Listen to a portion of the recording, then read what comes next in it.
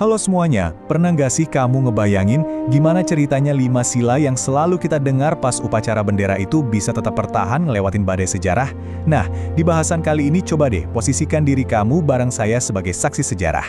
Kita bakal lihat mundur sebentar, ngerasain langsung gimana Pancasila itu benar-benar jadi jangkar paling kuat buat kapal besar bernama Indonesia. Kalau kita lihat urutan waktunya, perjalanan kita tuh berliku banget. Mulai dari awal kemerdekaan di tahun 45, terus era Republik Indonesia Serikat di tahun 49, masuk ke panasnya demokrasi terpimpin tahun 59, kerasnya Orde Baru di 66, sampai ke hebohnya masa reformasi di 98. Kelangsungan hidup bangsa kita tuh nggak pernah ada jaminan otomatis loh. Tanpa jangkar fundamental tadi, Indonesia bisa aja udah pecah di tengah jalan. Oke, sekarang kita putar waktu ke momen yang paling bikin jantungan. 18 Agustus 45. Bayangin kamu ada di ruangan itu bareng para tokoh bangsa. Suasananya tegang banget, kita baru aja merdeka 24 jam yang lalu, masih terharu abis ngebacain proklamasi, tiba-tiba ancaman perpecahan nasional udah berdiri tegak di depan mata. Gila kan? Masalahnya ada di mana? Semuanya bermula dari 7 kata di Piagam Jakarta, yaitu ketuhanan dengan kewajiban menjalankan syariat Islam bagi pemeluk-pemeluknya.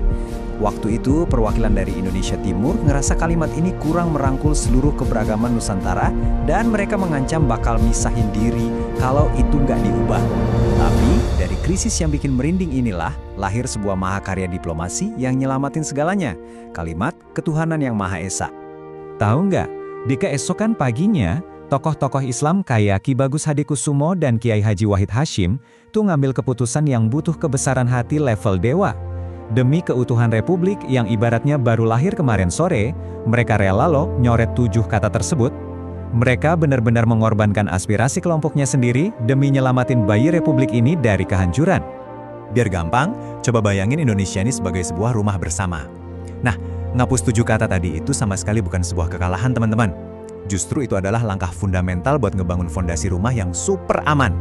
Di rumah ini, setiap kamar yang mewakili berbagai macam agama dan budaya itu dihormati setara. Kalau ada satu kamar aja yang dipaksain buat mendominasi, ya dinding rumah bangsa ini bisa rubuh dong, dan nimpah kita semua. Kejadian ini tuh benar-benar wujud murni dari Pancasila. Pertama, ini mengkristalisasi sila ketiga, persatuan Indonesia. Para pendiri bangsa ngebuktiin secara langsung kalau ego kelompok tuh harus banget tunduk sama keutuhan nasional.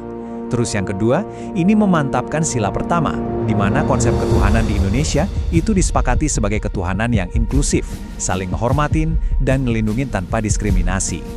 Nah sekarang, coba kita bawa kacamata sejarah ini buat ngaca ke zaman sekarang. Jujur aja, peristiwa 18 Agustus itu kayak tamparan keras buat ego kita hari ini. Bayangin, kontras banget kan? Tahun 45 mereka mikirin toleransi yang urusannya hidup dan mati sebuah negara.